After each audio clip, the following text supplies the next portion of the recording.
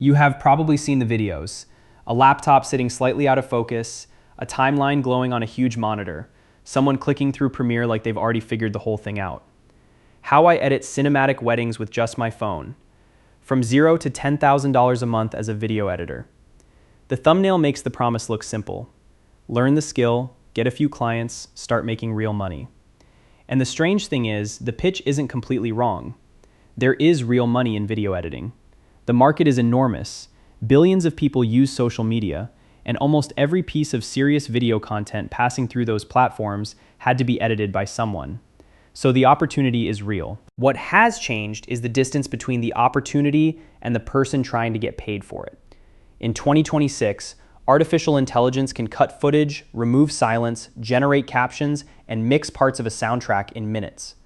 Freelance marketplaces are crowded with editors offering to do an entire clip for $5.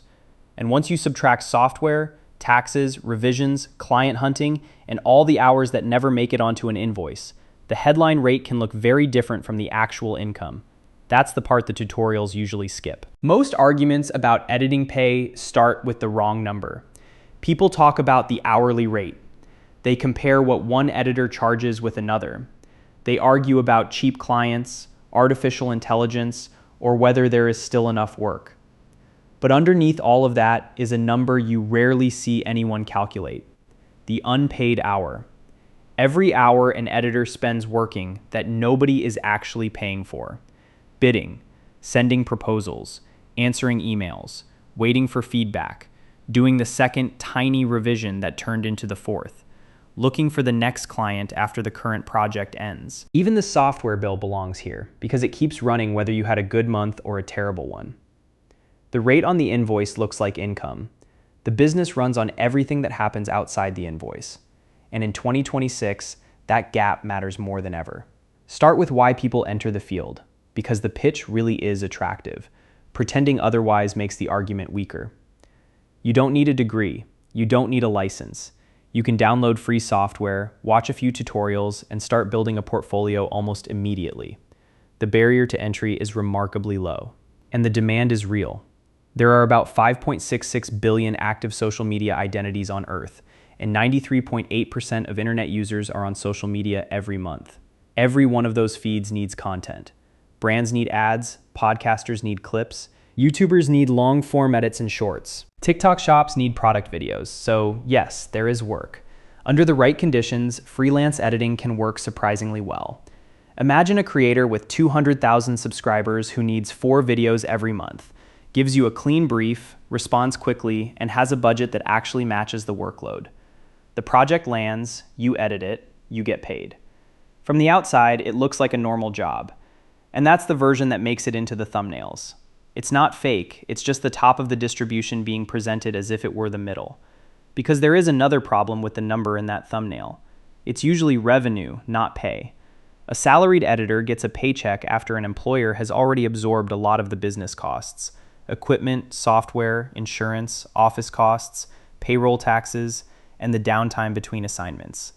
A freelancer gets the project total first, then has to absorb those costs personally. Now we can do the math. And this is where the data gets messy. Published rates for video editors are all over the place. Upwork's own hiring pages put the lower end around $6 to $25 an hour, with higher ranges stretching from roughly $10 to $60. Payscale puts the national average around $22.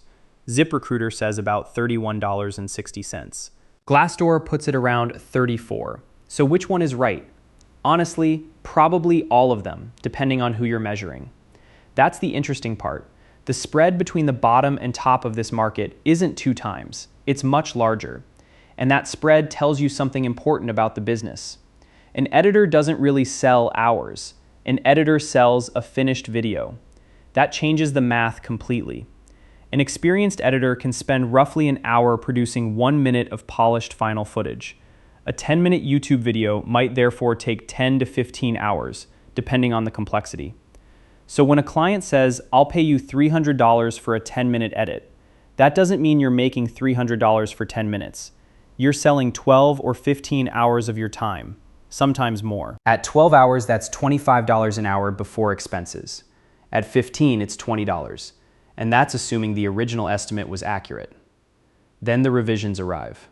The client asks for a few small changes, then another round, then one more thing. The project that looked like 12 hours becomes 18. Now that original $300 project works out to roughly $16.67 an hour. Gross. And this is where I think people make one of the biggest mistakes when they look at freelance income. They treat billable hours as if they're the same thing as working hours. They aren't. A full-time freelancer doesn't normally bill 40 hours every week. Some of those hours go to proposals, emails, contracts, invoices, portfolio updates, client calls, and finding the next project. Industry analyses put actual billable time around 20 to 25 hours a week. That means your hourly rate can look reasonable on paper, while your annual income still disappoints. Then come the overhead costs. Adobe Premiere and After Effects can run somewhere around $50 to $100 a month depending on the plan. Then there are plugins, stock footage, music, cloud storage, hardware, and taxes. The IRS applies a 15.3% self-employment tax before ordinary income tax is even considered, because there is no employer quietly covering half of the payroll tax for you.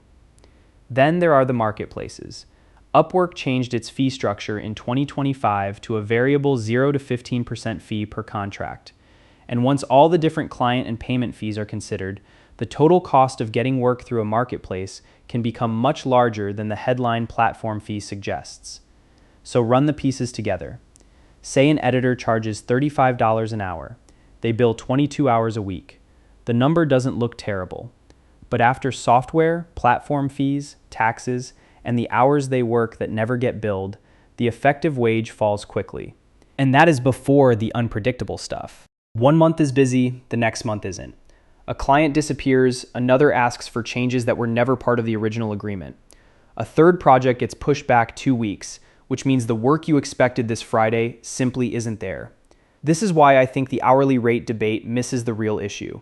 The risk isn't only that the rate is low, it's that the rate assumes the hours are continuously sellable. They aren't. Now run the same business over a year, 22 billable hours every week, 50 weeks, a rate in the mid-30s. That's roughly $38,500 in gross revenue. Then subtract software, stock subscriptions, marketplace fees, self-employment tax, insurance, equipment, and the fact that editing hardware doesn't last forever. What's left can look very different from the headline number. Independent analyses place the typical full-time freelance editor somewhere around $18,000 to $25,000 a year in take-home income, the entire year. That is where the economics become uncomfortable, because you can spend 50 weeks doing editing work and still end up with income that resembles a part-time retail job. Now, to be fair, the top end of the market is very different. Senior specialists in motion graphics and high-end color grading can command $150 to $300 an hour. Top freelancers can clear 6 figures. Salaried agency editors in markets like Los Angeles and New York can make well over $120,000. Those people are real. Their numbers are real too. But look at what separates them from the average beginner. Years of experience, a specialized portfolio, industry relationships, clients who are buying judgment rather than basic execution, and usually a niche that isn't easy to turn into a cheap commodity. That's why the optimistic version of the editing career is a little misleading.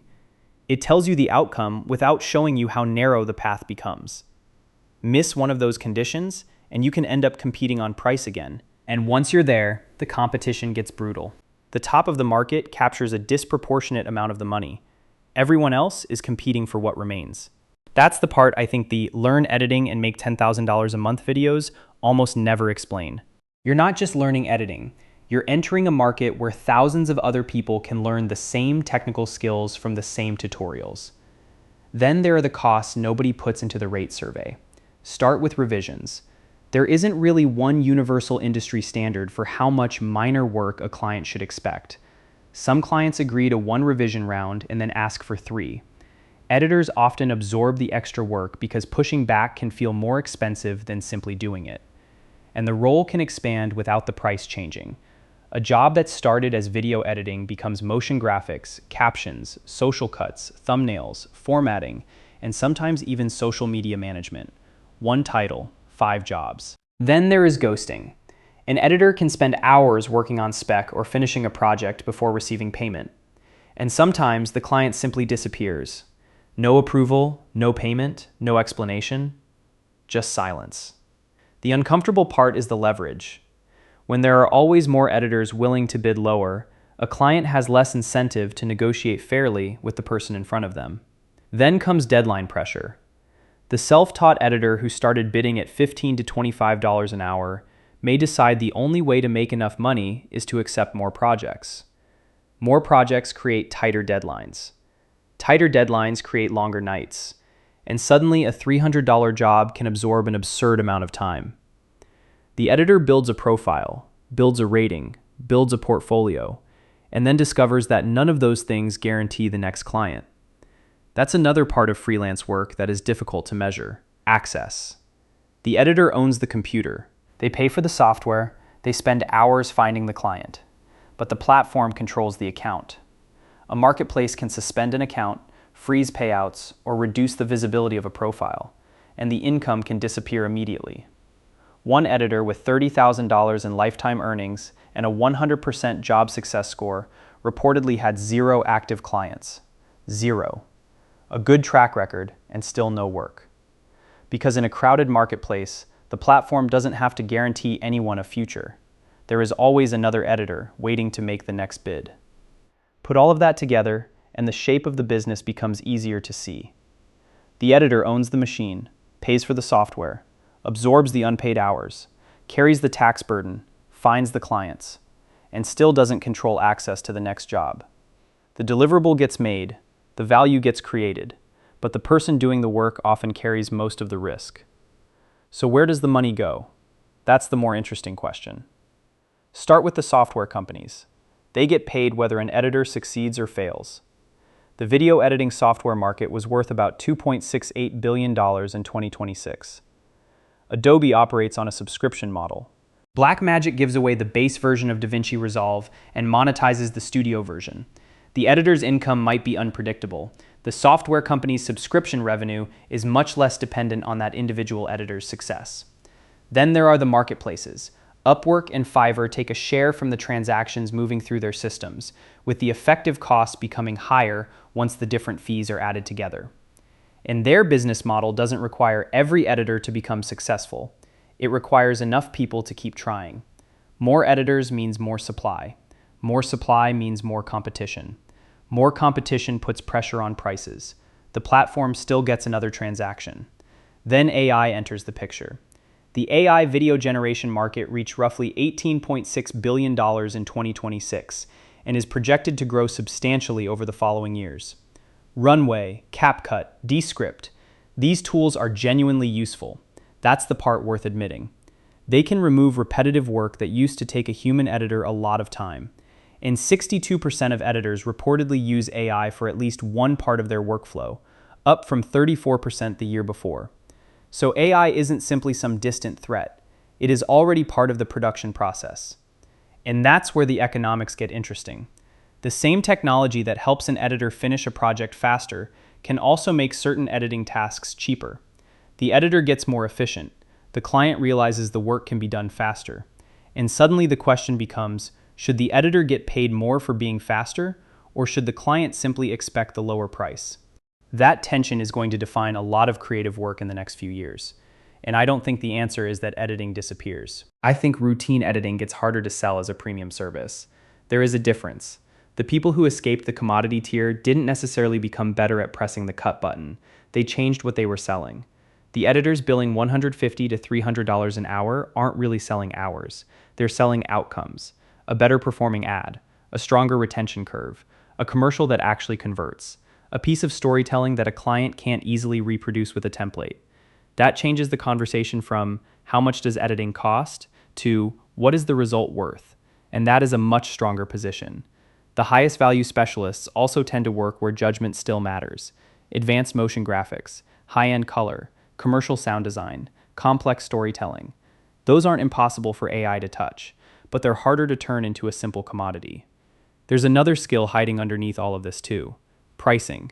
An editor can spend years improving the craft and still struggle because they never learned how to sell the result. That's why I think positioning matters almost as much as editing skill.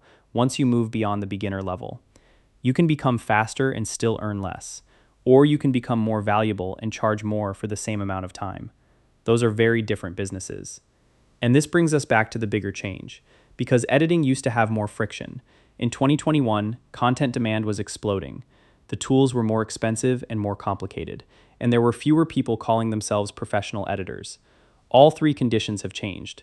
Free software lowered the barrier. DaVinci Resolve can now do an extraordinary amount without the editor paying anything upfront. CapCut made a huge range of quick editing tasks accessible to almost anyone. YouTube tutorials and boot camps can turn a complete beginner into someone capable of offering editing services in a matter of weeks. Then AI accelerated the process. Auto captions, silence removal, beat syncing, automated cuts. Tasks that once gave a beginner a way into the industry can now be handled almost instantly. And there is another source of pressure: global competition. Editors in South and Southeast Asia can often work at rates far below what a Western freelancer needs to charge to maintain the same cost of living. Full-time rates around $1,800 to $3,500 a month, and freelance rates around $10 to $30 an hour create a very different floor for the market. So a Western editor isn't only competing against the person in the next city, they're competing against a global labor market. That changes the economics completely. Upwork's suggested range for video editors has reportedly fallen from roughly $25 to $45 an hour toward $10 to $27. An agency's average per video fee reportedly dropped from $325 in 2024 to $305 in 2026. And the Bureau of Labor Statistics projects only around 3% employment growth for the occupation through 2034. The individual numbers matter, but the larger pattern matters more. There are more people entering. The tools are getting cheaper. Routine tasks are getting automated, and clients have more choices than they did before. That's the market you're entering. Not a dead industry, a more competitive one. And that distinction matters, because none of this means learning to edit is a mistake. Saying that would be too easy. A strong editor can still be extremely valuable. AI can help with repetitive work, but a senior editor still has to make decisions about narrative, pacing, tone, audience, and what the client is actually trying to accomplish. The scarce skill is changing, and that's the part the thumbnails don't usually sell. The valuable editor of 2026 isn't necessarily the person who can cut footage the fastest. It's the person who can take a pile of footage and turn it into something that creates a measurable result. That could mean better retention, a stronger ad, a more recognizable brand, a better commercial, a story that actually lands. The editors who can do that have more leverage. The ones competing only on speed have less. So yes, there is a path out of the commodity tier. Price against outcomes rather than hours. Move into a niche where judgment matters. Build recurring clients instead of constantly buying the next gig. Use AI to reduce the amount of time each project takes without automatically reducing what the project is worth. And perhaps most importantly, build relationships that belong to you rather than depending entirely on a marketplace to send you work. That's a very different business from learn Premiere and start freelancing. And I think that's the distinction most of the $10,000 a month videos leave out. Because editing itself isn't necessarily the problem. Selling basic editing in an environment where basic editing is becoming abundant is. The person who buys a $3,000 editing machine on credit and then competes for $15 projects is exposed to a completely different set of risks from the editor with a small client roster, specialized skills, and recurring contracts. The machine doesn't care whether February is busy, the payment still arrives. So let's reduce the whole argument to 4 numbers. 1 minute of polished final video can take an experienced editor roughly an hour, meaning a 10-minute video can easily become a 10 to 15-hour project. Upwork's suggested hourly range has reportedly moved from roughly $25 to $45 toward $10 to $27. Around 62% of editors now reportedly use AI in at least one part of their workflow, and the AI video generation market alone is already measured in the tens of billions of dollars. Those numbers tell a pretty uncomfortable story. The opportunity is real, the technology is real, the demand is real, but so is the competition. And the biggest mistake would be looking at the top of the market and assuming the average editor is standing there too. The people making $10,000 a month exist. The people struggling to clear $15 an hour exist too. Both can be called video editors. That's why the title of the profession doesn't tell you much anymore. The position you occupy inside the market does. So the next time you see a thumbnail promising from $0 to $10,000 a month as a video editor, look at it a little differently. The person selling you that dream may genuinely be successful, but they're showing you the top of the distribution. You're entering at the bottom. The software company gets paid, the marketplace gets paid, the freelancer gets paid only after the client pays, the revisions are finished, the taxes are covered, and the next project is already being hunted down. The craft isn't dead, but the easy money attached to routine editing is getting squeezed. And in 2026, the real question isn't whether you can learn to edit. It's whether you can become valuable enough that a client is paying for your judgment, not just your timeline. That is the difference between selling a skill and building a business. Have you ever freelanced as a video editor? What did your real hourly rate actually come out to after everything? Put it in the comments. And tell me which creative profession I should break down next. The one that gets requested most becomes the next video. Subscribe so you don't miss it.